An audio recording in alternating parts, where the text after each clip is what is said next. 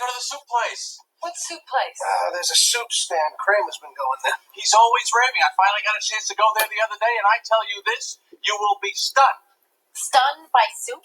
You can't eat this soup standing up, your knees buckle. There's only one caveat. The guy who runs the place is a little temperamental, especially about the ordering procedure. He's secretly referred to as the soup Nazi. Why? What happens if you don't order right? He yells and you don't get your soup. What? Just follow the ordering procedure and you will be fine. All right. Let's go over that again. All right.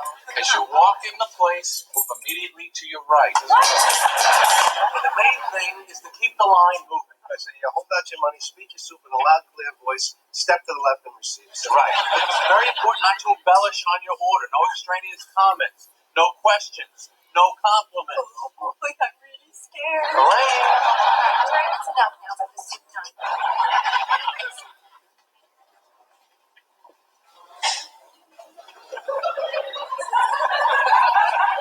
Medium turkey chili. Medium crab bisque.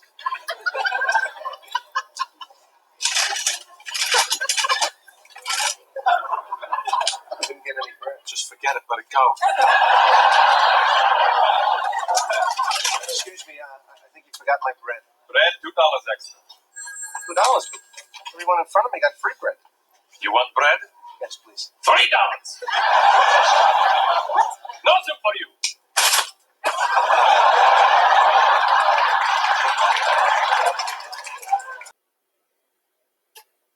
Hello students and welcome to Chapter 4, Communication Skills. We are carrying on our ProStart march towards finishing up level 1 here. So we're on chapter number 4 so far. This is Chef Hawks. And let's learn how to communicate effectively and nicely to one another. And let's see what massive change we can make in our own lives, professionally and personally. Communication is the act or process of using words, sounds, signs, behaviors to express or exchange information. It can be verbal, speaking and writing. It can be nonverbal, body language and gestures. All of these together help us to build relationships with other human beings, other employees, other family members, other friends.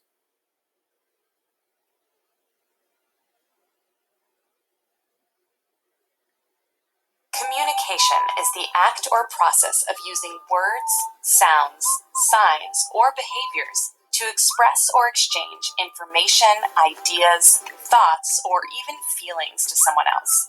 Communication can be both verbal and nonverbal. Verbal is talking or texting with your coworkers or friends, and nonverbal is body language or gestures you make when you're talking with someone. The communication process has 5 parts. Let's break down these parts by looking at a manager who has to communicate a new policy to her employees. The first part of the communication process is the sender. The manager is the sender, the person who is going to send the message. The sender needs to think about who is going to receive the message. What message needs to be sent and how should it be sent? What other things should be thought of as the message is delivered? Next, the manager needs to decide what the message is going to say, also known as the message content. The manager needs to think about what she wants to communicate to the employees. The message might include information for future situations, such as every Friday clean the windows, or information that needs to happen right away, clean the windows today. Now that the manager knows the content, she needs to decide the message channel, how the sender is going to communicate the message. The manager could use words, sounds, illustrations, or symbols. The manager has decided to post a sign by the time clock as the message channel. The manager also knows the context of the message being sent. She received complaints from the customers about dirty windows, so she's taking action. The context is why the message is being sent. Finally, the manager needs to determine who receives the message, in this case the employees. Based on the message, the receivers may need to communicate that they understand the message, interpret the message, take action, or make decisions along the way to complete the actions. Understanding the communication process and how it works is important for building strong relationships with customers, coworkers, and managers.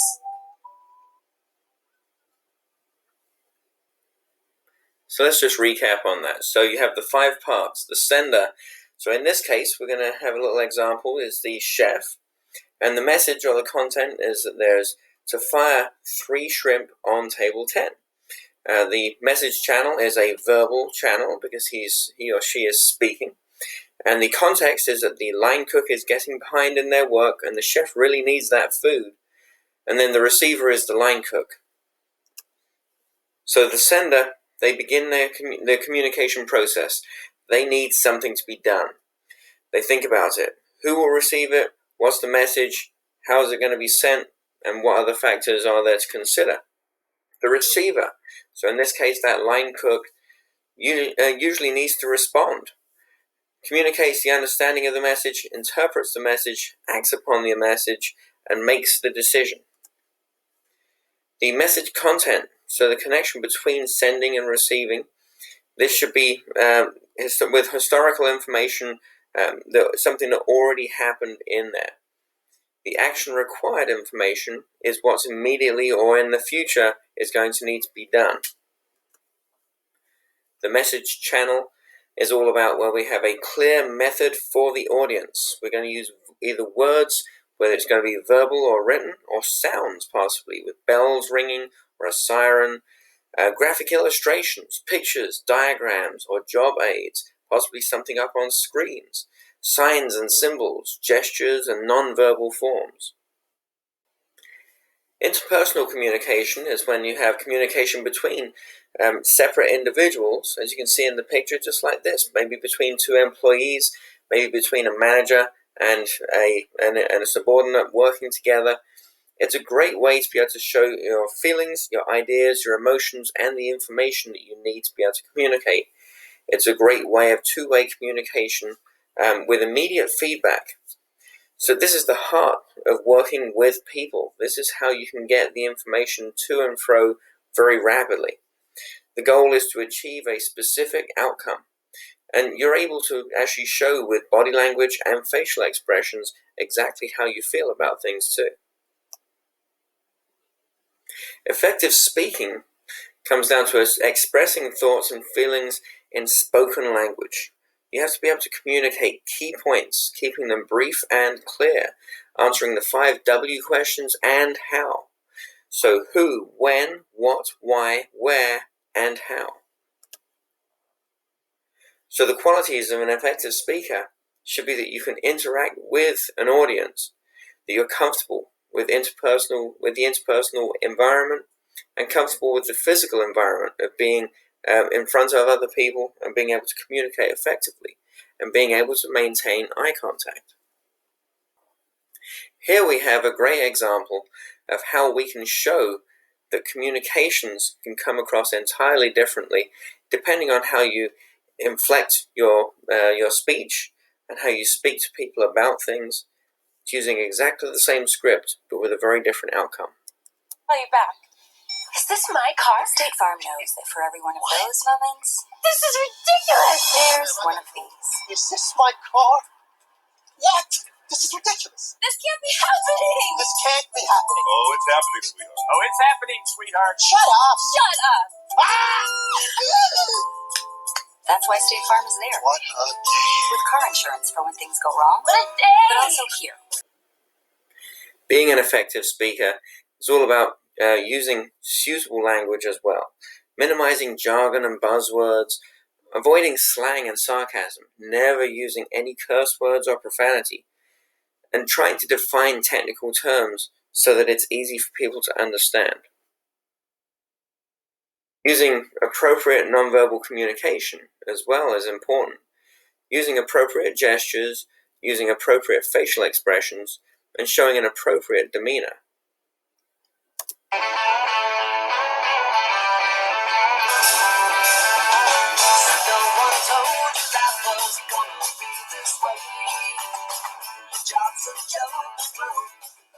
I'm pregnant.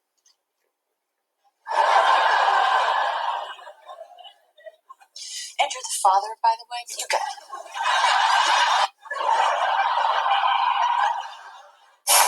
Job's a joke, you broke. You thought life's the way. No one can get him to forgive us. I don't know. I'm telling you. I can do it. Yeah, you can do it. It's like you're always stuck in second gear. Like this crazy-eyed, hairy beast man. He was like a Bigfoot or a Yeti or something. Hi, just so you know, we didn't mean to fog you. We actually thought you were like a Yeti or something. Hi. So you like the short hair better? What? Yeti? Danny?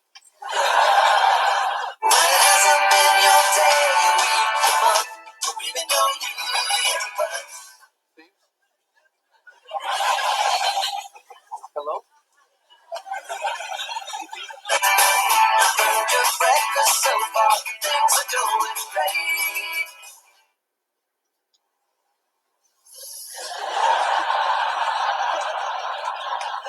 Your mother warned you there'd be days like these.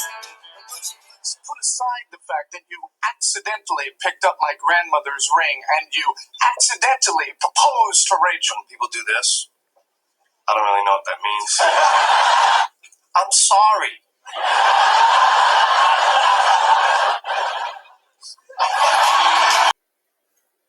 Make sure, in order to be an effective speaker, that you're varying your speed patterns. So you want to vary the tone and the pitch, pronouncing words clearly, using complete professional sentences, minimizing dialect, eliminating mumbling, speaking at a steady pace, and speaking with confidence. Close the conversation, verifying understanding, and make sure that you repeat the message, thank the listeners, and present opportunities for follow-up. When it comes to listening, focus on what the other person is saying. Summarize true meanings of that message. Effective listening can be very difficult, but it's more information. It's increasing trust. It's reducing conflict in your environment, and it's also creating better communication with others.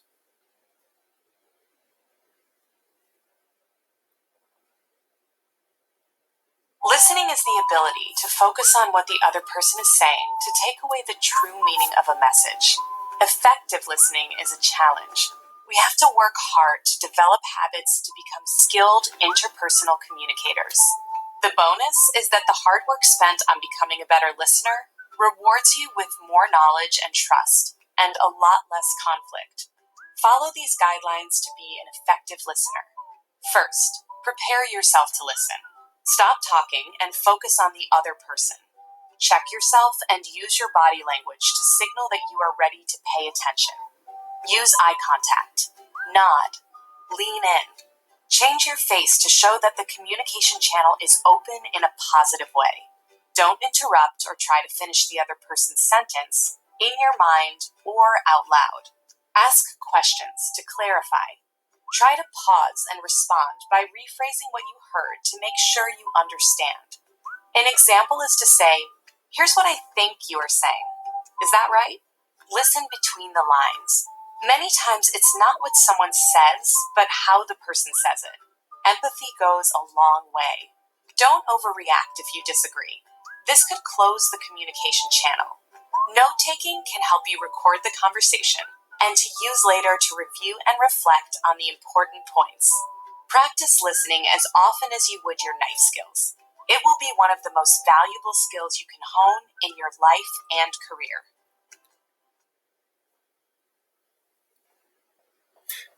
To review, effective listening is all about preparing to listen, so stop talking. Use body language. Things like maintaining eye contact, nodding in agreement or understanding, leaning in, and using facial expressions so that you're showing that you understand what the person is saying.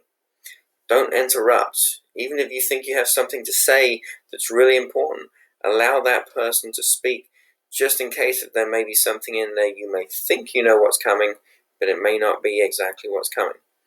Ask questions to clarify if you didn't understand. Occasionally rephrase and repeat, just so that you're showing that you understand what they're saying. And listen between the lines. They may be giving you more information that may be not quite as obvious as you first understand. Don't overreact to what they're telling you, especially if they're trying to explain something very complex. And record any key ideas and phrases so you can refer to them. Effective writing. This can involve text messaging, memos, faxes, emails, letters, reports. We have more methods of effective writing or ineffective writing than we've ever had in the history of humankind. So we have to use this very carefully. So the common parts of written messages have an introduction, a body of message, and then a conclusion.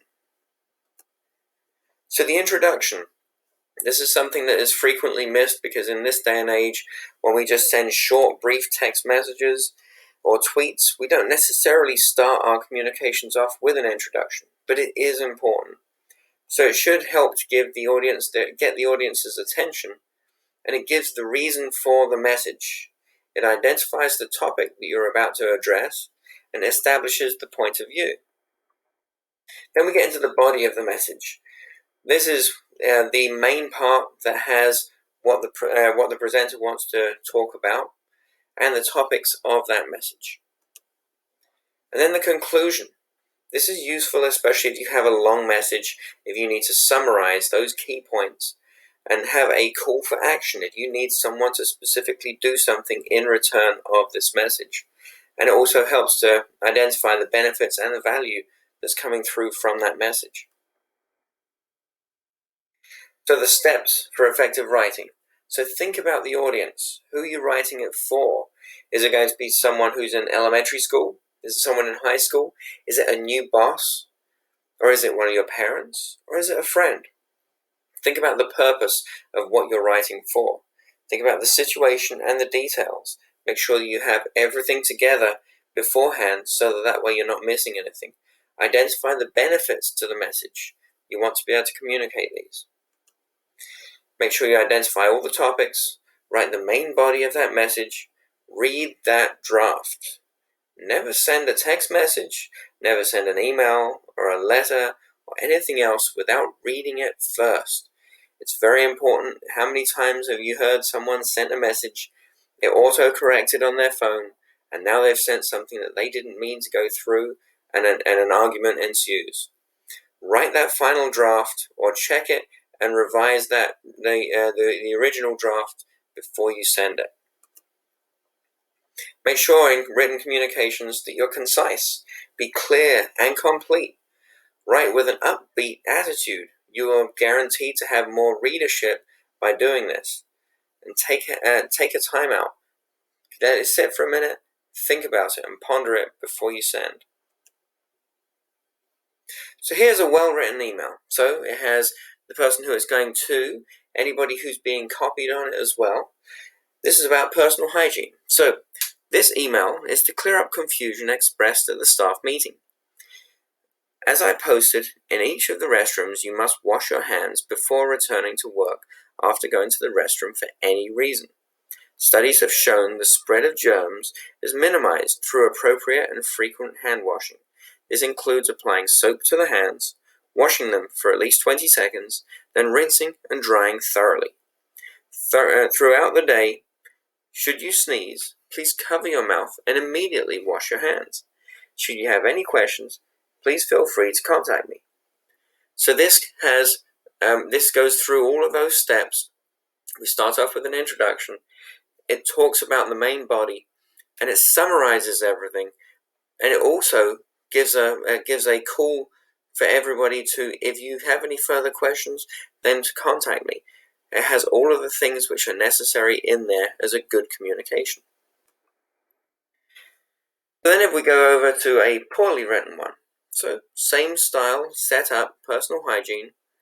Please make sure you follow all the directions on personal hygiene that were discussed in the staff meeting. Anyone not following the rules will be fired. So what happens if someone wasn't fully paying attention at the staff meeting? Is that guaranteed you're going to be fired? Or what happens if they weren't able to be at that meeting? Are they going to be fired now because they didn't understand what the rules were? You should always make sure that you're fully bringing in all of the information so that people can quickly and effectively read it, but can also understand everything that is expected of them, and they can communicate back to you if need be.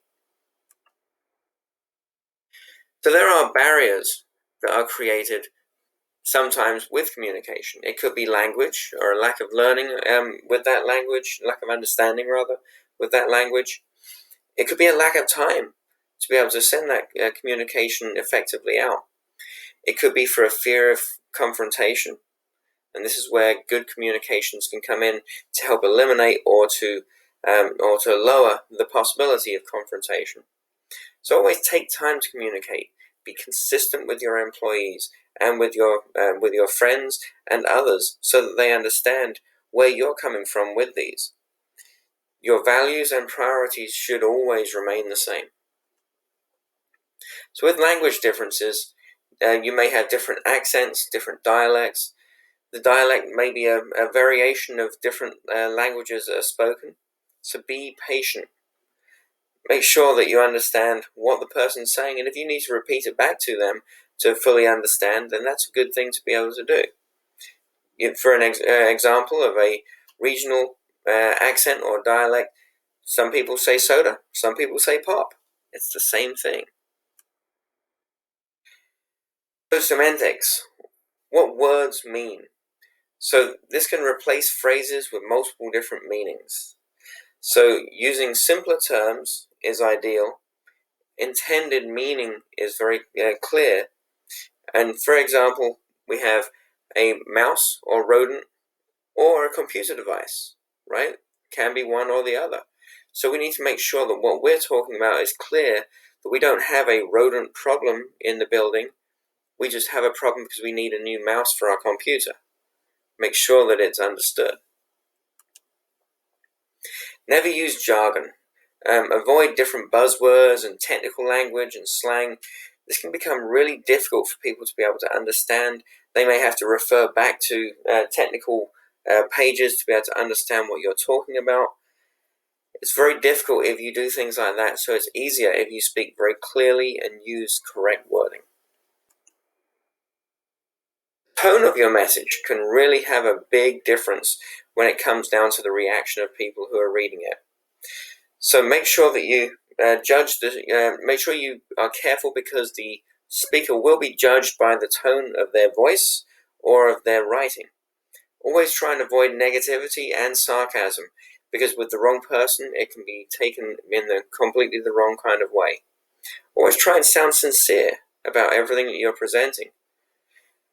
So with an example of that is to say, sit down versus sit down please. Make sure you use clarity in your communications. Check the message structure. Make sure it's worded as clearly as possible. Always use good business writing guidelines. Always being careful of the way that you actually verse things as you're writing. For example, let's eat, Grandma, versus let's eat, Grandma. You don't want to eat Grandma. Always be careful of how your audience is going to take things and what their knowledge level is. They may come to assumptions that may be misunderstood.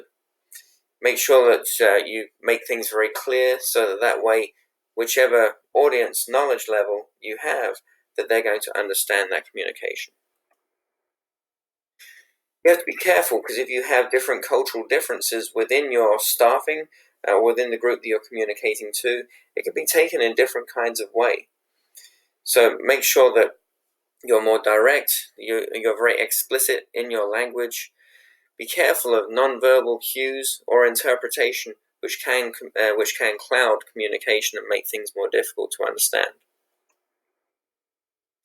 You're going to find prejudice and bias within the place where you work at times. There are preconceived ideas of what you may be choosing to tell your staff to do, which can impact the message as well. It can create problems for you. So make sure that with all the experiences, the upbringing, and the cultural beliefs within your team, that you're making sure that you're communicating effectively to them so that they understand individually what your message is. If you work in an establishment that has a lot of noise, a lot of background noise going on, make sure that you understand that. So if you need to be able to effectively communicate with someone, if that noise is going to interfere with clear reception that's going through to your audience, either remove the noise or reduce the noise, or move somewhere where you have reduced noise. There are nonverbal boundaries. As we saw with the cast of Friends, there are all sorts of nonverbal communications that are going on, and some of these create boundaries between people. So you have personal space can vary depending on who you're speaking with. This can also be based on your upbringing and experiences. Give space to others before getting started. You don't know exactly where they're coming from and what they're looking for in their comfort level. Make sure that your gestures, which can involve different body movements, that they send the right kind of message to others.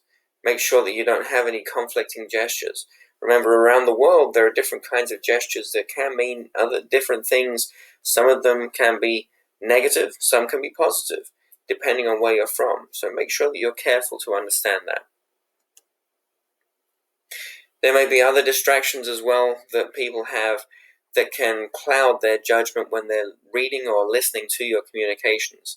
Their personal life, their mood that they're currently in. It's not always obvious, depending on any issues or stresses that that person may have in their life. So be understanding of the fact some people can take your communications the wrong way. Through culinary arts management, we're looking to bring you to a position where you would be ready to be able to manage others. Communication skills, as we've talked about in here, are absolutely critical for that. If you can't communicate effectively, whether that's through text messaging, whether it's through an email, whether it's through speaking directly with employees, or writing out different memos for employees to understand, if you don't effectively communicate with them, then you won't be able to lead that team effectively. So make sure that you work on your communication skills. That can be verbal and nonverbal. Make sure that you see that as a great goal for you to be able to have. Speaking in front of people, public speaking, can be incredibly intimidating, but it's a good thing to help you grow. Work on all these things. This is a never-ending thing for you to be able to learn from and develop into. Good luck with everything, and I'll look forward to seeing you in the kitchen. Cheers.